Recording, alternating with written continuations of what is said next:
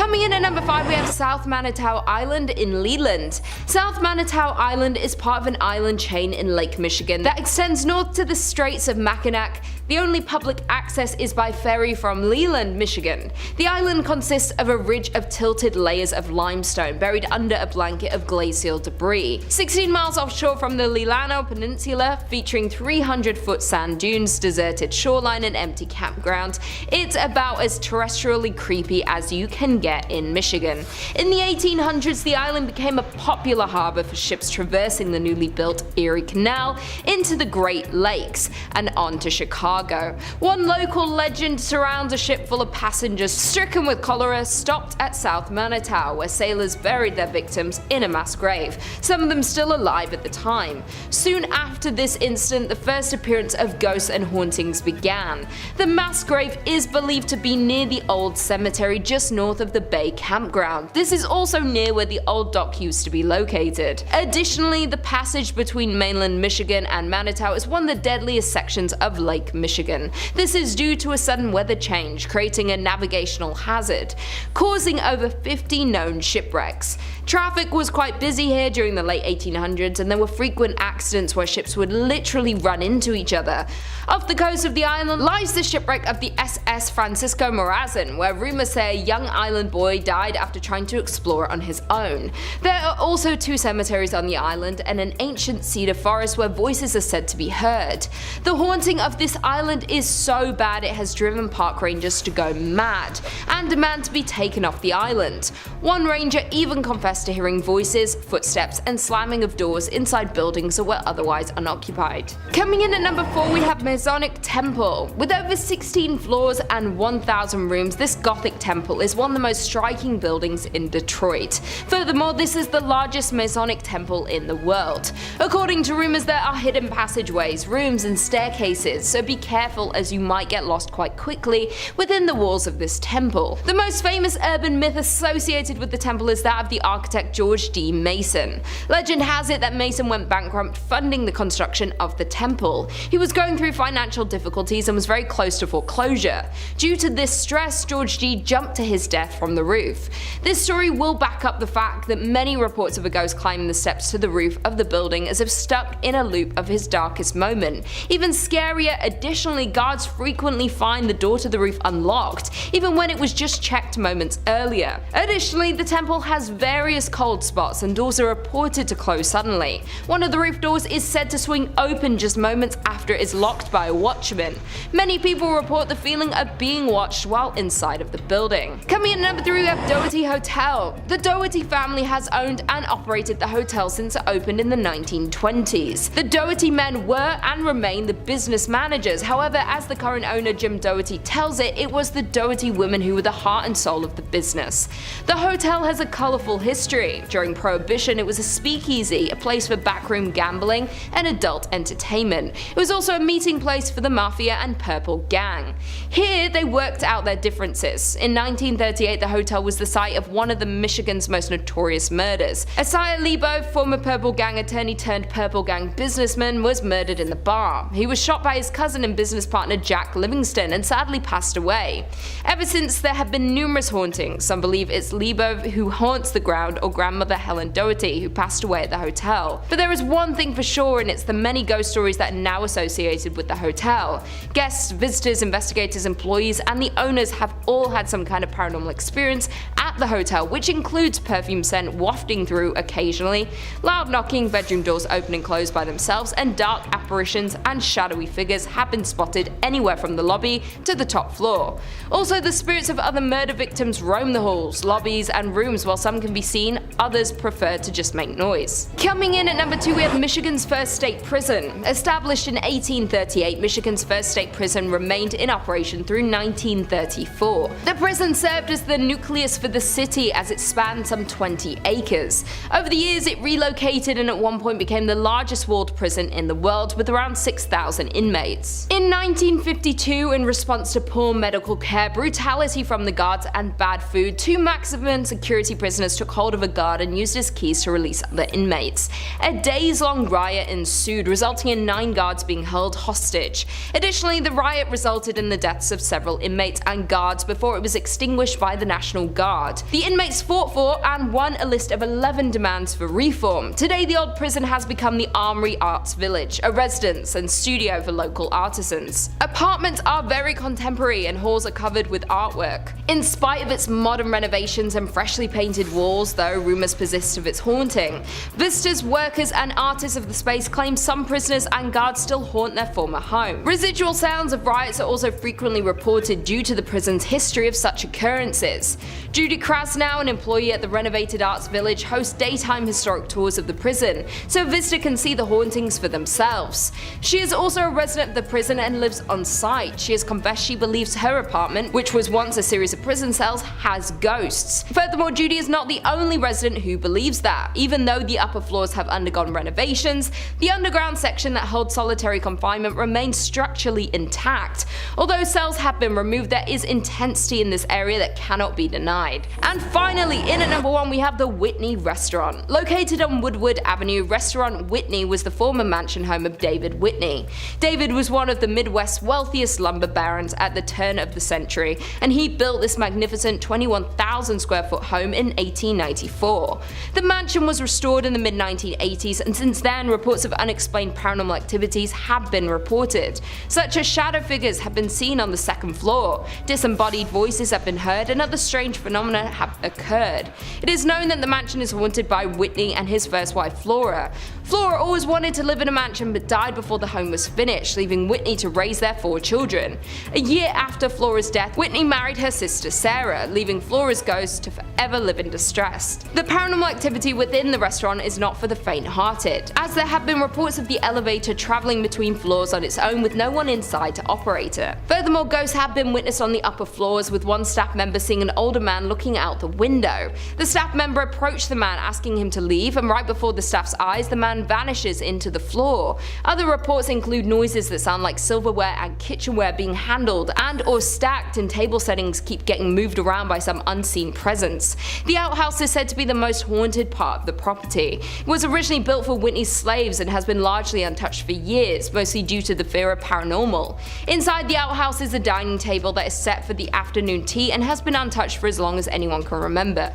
Today it is still perfectly set but covered in a thick layer of dust, adding to the ghostly atmosphere. The outhouse has no electricity, so sits in the darkness at night. A tour guide who once worked at the Whitney insisted that the building was haunted for his experiences working there.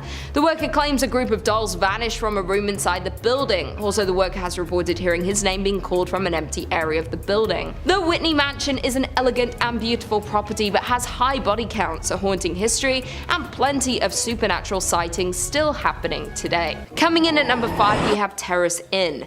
Located just north of the city of Petoskey lies the Victorian inn called Terrace Inn. The inn opened in 1911 and was known to be a luxury 38-room Victorian resort, though the perception of the Terrace Inn has since changed from a large number of scary ghost reports. It also doesn't help that there have been multiple deaths on the premise.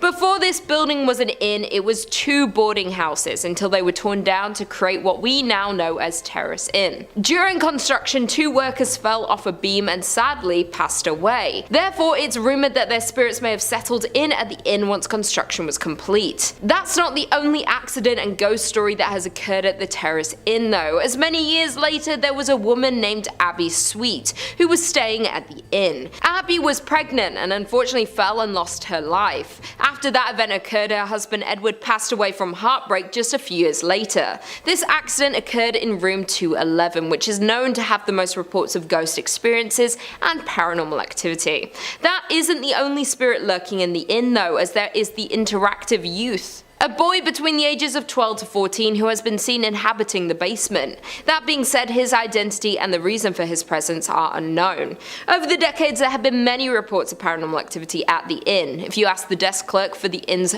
ghost files, they'll hand over a thick folder with accounts from past guests and employees. Even more frightening, it seems these reports may very well be true, as the reports span over 25 years written by strangers with similar ghost stories.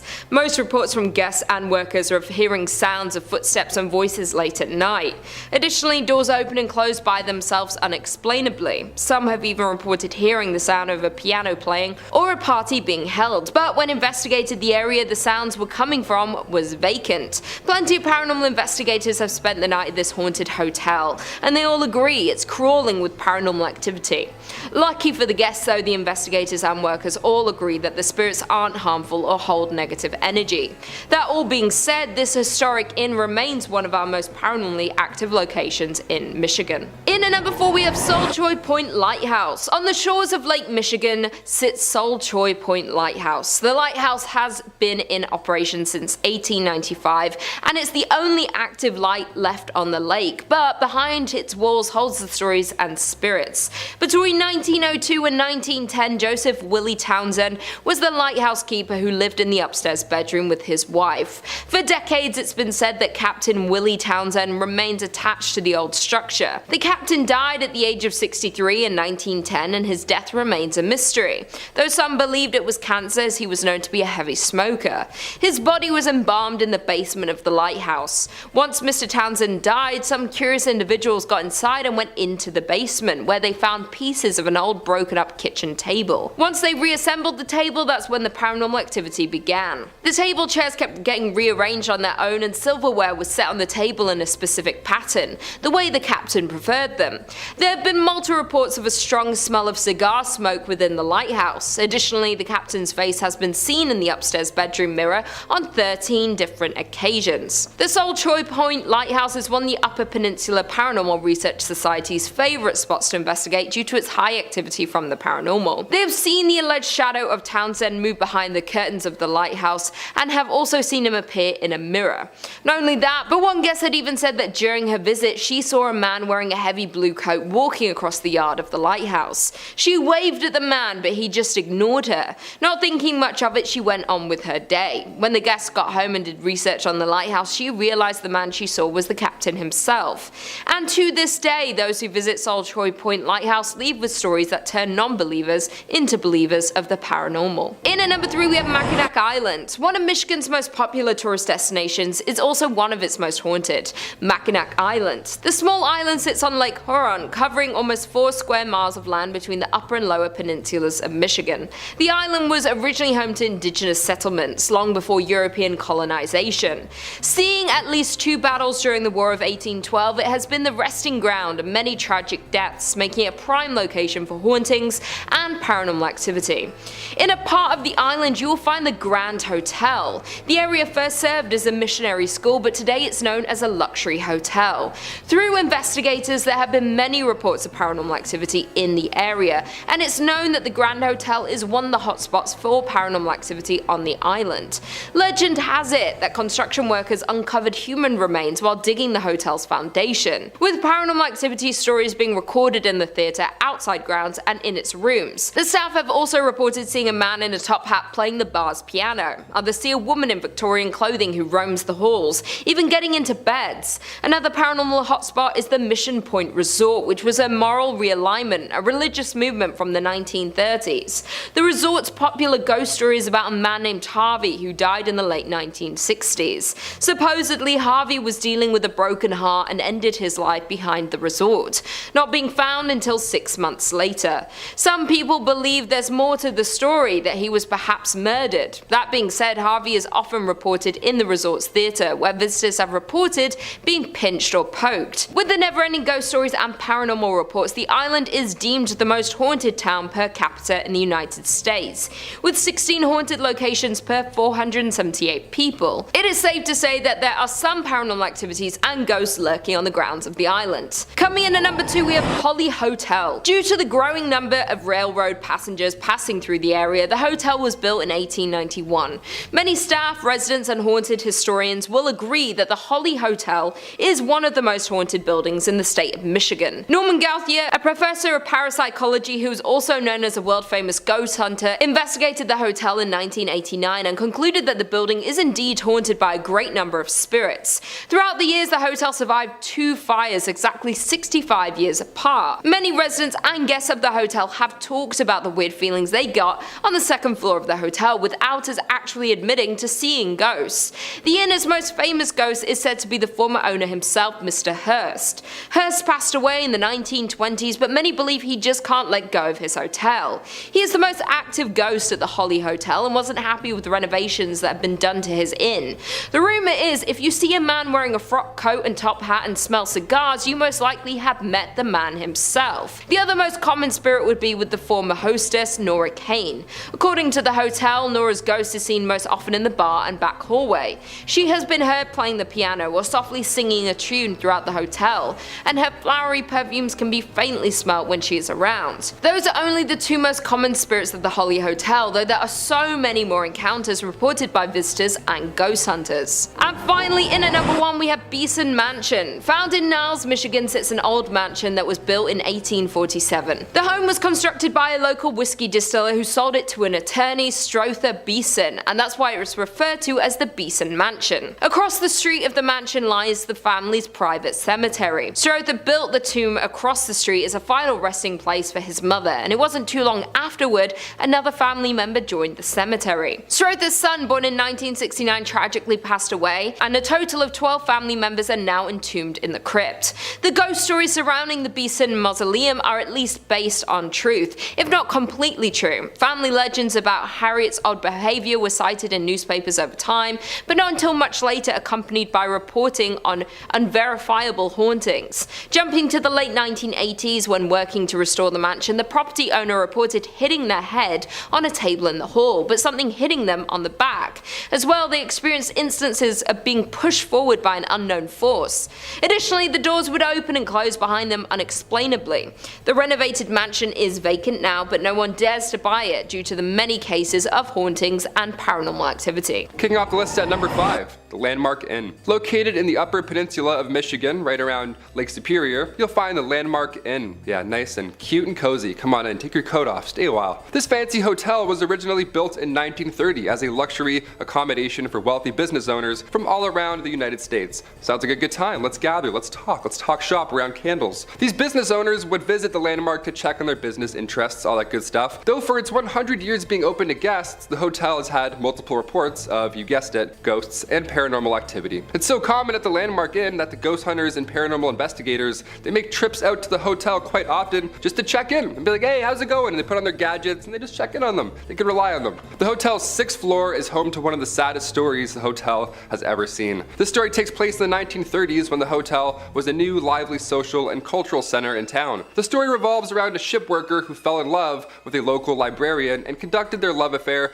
in the Lilac Room. Yeah, of all places, of course, let's go meet the Lilac Room. Sounds beautiful. And that was where the man was staying. Perfect place to meet. The couple was said to have a planned wedding upon his return from the last voyage on the sometimes treacherous Lake Superior. Unfortunately, their love affair ended in tragedy when his ship met with a storm and sank to the bottom of a lake. He never returned to the shore, and the librarian mourned the man in said Lilac Room, eventually dying herself of a broken heart. The heartbreaking story comes with many reports of the Lilac Room now being haunted. Yeah, rightfully so, as a large number of guests has reported hearing cries and whispers from a female. The female is also seen by many guests and workers on the 6th floor near the Lilac Room, crying and mourning for her loved one. A less romantic story that is associated with the hotel goes back to when it was even finished being built. During construction, a man ended the life of his girlfriend due to anger and jealousy, and this took place right after she told him about her past boyfriends and their relationship history. Just normal stuff that he flipped out on, just a monster. And since the hotel was still being built, to conceal the evidence, the man buried her in the unfinished basement. Just horrible stuff. You knew I was going there and you're like, ah, please don't. To this day, decades later, visitors and employees report hearing cries from that basement,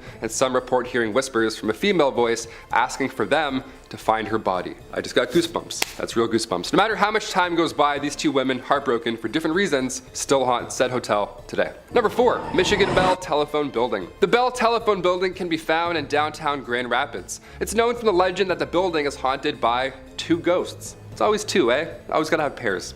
Good things come in pairs. Even demons. These spirits have consistently caused chaos throughout the buildings for years in their own unique personal way. We love it. We love a unique ghost. The spirits that haunt the Bell Building are rumored to be Warren and Virginia Randall, a couple who used to reside in the Grand Rapids. Back in 1907, they moved from Detroit and bought the Judd White Mansion in Grand Rapids, which has now been torn down and built into what we now know as the Bell Telephone Building. So a lot of history there already. Over the years of living in this new house, Warren and Virginia's relationship started to crumble as Warren became very strange and paranoid almost, creating hardships in their relationship. In 1908, Virginia became tired of Warren's strange and aggressive behavior, so she decided, I'm out of here, peace. She left him. One night, 3 years after they were separated, Warren convinced Virginia into taking a car ride with him, hoping to get back together, maybe talk it out. The two of them ended up at the Judd White House, where their verbal disagreement turned horrible, and Warren sadly took the life of Virginia. Then he proceeded to end his own life in the very same moment. The tragic accident that happened in the Judd White House became public knowledge, and the house was left empty with no one wanting to occupy it. Yeah, more than fair. I'm like, what's rent? Also, what happened? No. The house remained abandoned for 10 years after the accident until they finally just decided to tear the thing down completely. Thus, in 1924, they built the Bell Telephone Building on the ground, which still is in operation today. Yeah, they didn't tear that one down. That one's still going strong. Due to the horrifying scenes that happened on the grounds of the Bell Building, many claim that the spirits of Randall and Virginia still remain, haunting the new building. Some say that ghosts move into the new building and remain there to this day. I mean, I think that's possible. Ghosts like to move.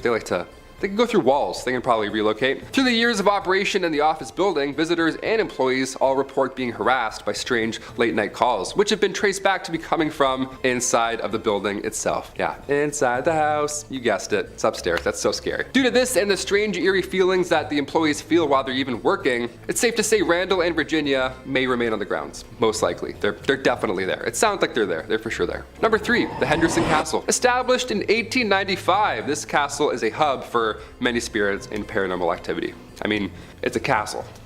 The original owners, Frank and Mary Henderson, are said to haunt the castle as they passed away back in 1899. Yeah, I wouldn't want to leave either, living or dead. Additionally, other spirits are said to reside in the castle, a young girl and a dog. Yeah, a dog! We've got a dog ghost. How do you deal with that? Ghost barks? That'd be so scary. In 2005, the castle was occupied by Peter Livingstone McNellis and his family. When the family resided in the castle, Livingstone's son, Vincent, before anyone else had ever reported anything strange happening in the house, he said that he saw an apparition of a figure in the Victorian room, originally the changing room for one Mary Henderson. The son said while pointing at a picture of a woman dressed in an old period clothing, some Victorian clothing, that was the woman he saw wearing that same clothing. I would throw up. If someone ever said that, I'd be like, oh, this Victorian painting?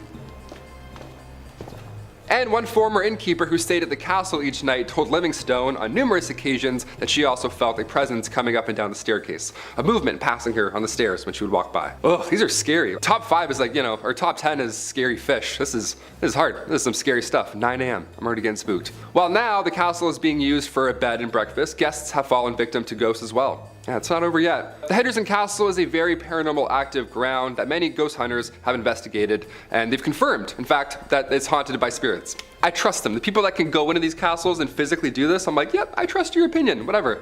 He just comes out, he's like, haunted. We're like, thanks, Daryl. This has been confirmed as these ghosts have interacted with many paranormal investigator teams, in addition to guests and employees of the castle. Yeah, they're just harassing everyone. The ghosts seem to be friendly, not evil whatsoever, so that's a good side, I guess, to being haunted by ghosts. They have been known to speak and physically touch guests and employees. They touch them on their back, side, shoulder, always in the back. You never see it coming. It's always in this region. Not only that, but there's also been reports of radios making weird noises or turning on by themselves, even though they're either unplugged or just either turned off. Both bad, both scary. Guests and employees have also reported hearing footsteps upstairs, slamming doors from unexplainable sources, and some ghosts have been wearing the clothes that they wore while they were alive. Clothes that they wore while they died in, probably. As the spirit of Mary Henderson has been reported as many guests at the top of the staircase, wearing her usual getup. Imagine being like a clown, like a jester, and then you die in that, and that's what you look like as a ghost. You're like, what? I was doing a mascot gig. I don't look like a shark forever. Number 2, Allegan Lodge. The old Allegan Lodge was built in 1909. It was used as a psychiatric and TB hospital until its closure in 1948. The lodge was a former hospital that was frequented by mobster Al Capone, and one that many say is haunted by at least 7 different ghosts. Yeah, you thought 2 was bad. Add 5 more. Now we got 7 ghosts. And it's currently on the auction block in Allegan. If you have a lot of money and bravery, there you go. While the structure was originally built by physician John Robinson in 1909, somewhere in the 1920s, it was sold to a doctor from the Chicago area who had allegedly had underworld ties. That's a great doctor. That's just who you want working on your pancreas. Brought pancreas back today. The facility was supposedly frequented by mafia figures such as Al Capone, the Prohibition-era Chicago mob boss, and his men. Yeah, well, they needed medical attention or when they simply needed to get away from Chicago, this is where they'd go. The old Elks Lodge, Al Capone. He's like, oh, it's cozy, they have great soup.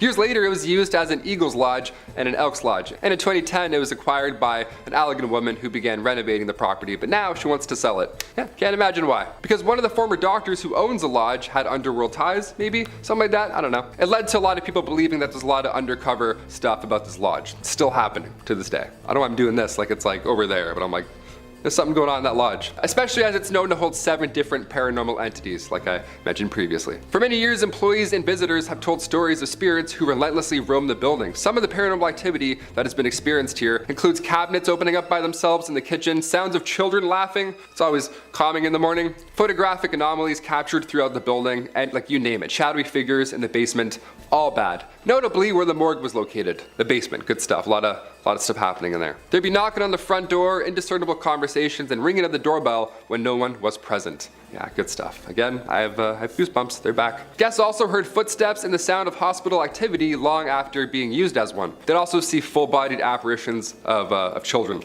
They would just see ghost children. That would be it. I wouldn't have to see any more. I would just see the ghost children and be like, again, see ya. Like that's. And finally, number 1, Pointe Aux Barques Lighthouse. There are plenty of lighthouses in Michigan, and plenty of them are rumored to be haunted, of course, because they're lighthouses and they're creepy, as they normally are. And this one is no exception. Built in 1847, real old, a lot of history with this one. The lighthouse is located on Pointe Aux Barques. As the legend goes, early to mid 1800s, Peter Shook had been Pointe Aux Barques' first lighthouse keeper. He was the OG. In 1849, Peter drowned while he and a couple of friends were sailing to Port Huron to pick up supplies for the lighthouse. He left behind 8 kids and his wife Catherine, and she took over at that point for Peter's duties, thus becoming Michigan's first female lighthouse keeper. Since then, people have claimed to see the spirit of Catherine walking along the edge of a cliff dressed in mourning clothes, as she is still heartbroken by the loss of her lover, of course. As we talked about earlier, ghosts like to wear the things that they were, that they passed away in. Again, would hate to be a clown outfit, that would suck. She had also been spotted in the window of the 2nd floor wearing an apron, along with an apparition being seen, footsteps ascending and descending the tower stairs, and giggling has also been heard. Yeah, you hear giggling and there's cold spots, therefore haunted, for sure haunted. And the smell of burnt tobacco has also been wafting through the air many times. Lighthouses are pretty stressful, more than fair. When paranormal investigators, specifically the Southeast Michigan Paranormal Society team, when they had a 2-day intensive investigation after their search, they concluded that they believe that there is every reason for the lighthouse to be haunted. The investigators did some electric voice phenomenon work in the living room, and then they heard loud thuds from overheard. Like, where did they get this gear from, Like, I want this gear. I have some questions of myself going on in the apartment. I want to swing it around a bit. A sound of something scraping along the floor as well, and additionally, during their investigation, the rocking chair had moved 2 feet and was still moving. Just love to keep rocking around. We love that. We love haunted rocking chairs. We love unexplainable forces. While they were upstairs, they also reported hearing heavy footsteps from another unknown source. So many ghosts, there's rocking chairs, people moving around, working in the basement. It doesn't sound like the afterlife is a peaceful one, if I'm being honest. Sounds like there's a lot of to do after you die. I'm not really looking forward to it. I thought I could just kind of float around in your paintings, but now it sounds like I'm gonna have to go and wear this. Wear my mourning clothes. Who knows?